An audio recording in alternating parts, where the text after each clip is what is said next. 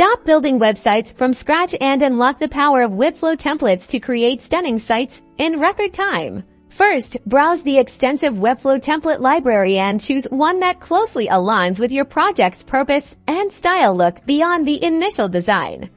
Focus on the underlying structure and layout. Next, customize the template to fit your brand. Swap out the placeholder content with your own text, images, and videos. Pay close attention to typography and color schemes to maintain brand consistency.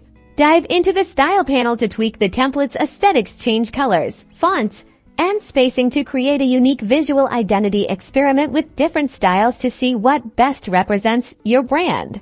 Don't be afraid to rearrange sections and add new elements to tailor the template to your specific needs. Use Webflow's drag-and-drop interface to easily reposition content and build custom layouts. Ensure your website is responsive across all devices. Webflow makes it easy to adjust the layout and styling for different screen sizes, guaranteeing a seamless user experience on desktop, tablet, and mobile. Finally, optimize your website for search engines. Fill out the meta descriptions, title tags, and alt text for images to improve your site's visibility in search results and drive organic traffic.